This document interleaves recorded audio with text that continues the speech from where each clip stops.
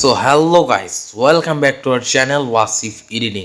আজকে আমরা photography editing সম্পর্কে টিউটোরিয়ালে কথা বলবো। কিভাবে আমরা ন্যাচারাল ফটোগ্রাফিগুলো এডিটিং করে একটা অস্থির একটা লুক নিয়ে আসতে পারি, সে কিছু ট্রিক্স নিয়ে আজকে আপনাদের সামনে আমি সেটা শেয়ার করছি। ওকে ভিউয়ার্স, সো ফটোগ্রাফি কিভাবে এডিটিং করবেন, কিভাবে কালার অ্যাডজাস্ট করবেন, সব কিছু বিস্তারিতভাবে কথা বলছি আমি এই ভিডিওতে। সো অবশ্যই ভিডিওটি সম্পূর্ণ দেখবেন এবং ভিডিওটি ভালো লাগলে যাওয়ার আগে আমাদের চ্যানেলটিকে সাবস্ক্রাইব করে যাবেন। So let's go start the video. Okay viewers, আমরা চলে আসছি মোবাইল স্ক্রিনে।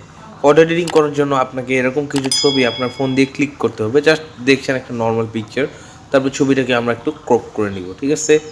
সো এগুলো ছোটোখাটো বিষয় আপনারা নিজেই করে নিতে পারবেন, ঠিক আছে? তারপরে যে কাস্টমে গিয়ে আপনারা নিজের ইচ্ছা মতো ক্রপ করে নিতে পারবেন, ঠিক আছে? জাস্ট একটা সিম্পল ছবিকে ক্রপ করে নিলাম। লাইটরুমে কিন্তু এটা অসাধারণ একটা লুক আমার থাম্বনেইলে দেখছেন, সেটা কিন্তু ক্রিয়েট করা যায়।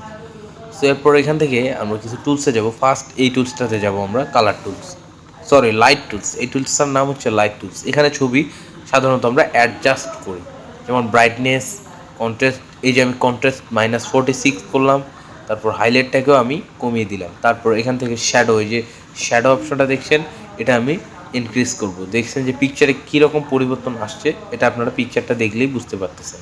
তারপর হোয়াইটটাকে আমরা একটু মাইনাস করব।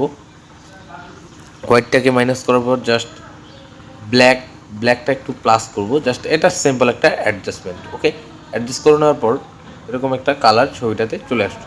যে ফুলটা আছে সেটা লাইটিংটা বেশি হয়ে গেল, ঠিক আছে? সুন্দর হয়ে গেল। এরপর আমরা পরের টুলসে যাব। পরের টুলসটা হচ্ছে কালার টুলস। কালার টুলসে আসার পরে এরকম ইন্টারফেস আমরা দেখতে পাবো। তারপর যে থার্ড অপশনটা আছে ভাইব্রেন্স, সেটা আমরা একটু মাইনাস করব। স্যাচুরেশনটা আমরা একটু মাইনাস করব, ঠিক আছে? এই দুটো অপশন এভাবে করে রাখবো। তারপর যাবো আমরা এই যে মিক্স টুল, এই টুলসটার নাম হচ্ছে মিক্স টুল। এইখানেই মূলত আমরা কালার কারেকশনটা করতে পারি, ঠিক আছে?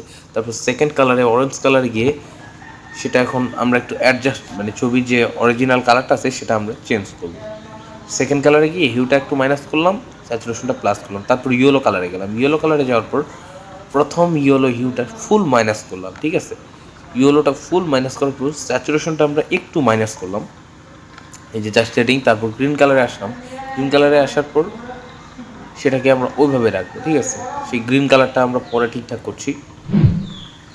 গ্রিন কালারটা একটু প্লাস করব, হ্যাঁ, সেটিংটার সমস্যা ছিল আমার। একটু প্লাস করে আমরা স্যাচুরেশনটা মাইনাস করব। তারপর নীল কালারে দেখছেন যে নীল কালারটা আমরা ছবিতে নাই, সেহেতু ওটা ওইভাবে রাখছি।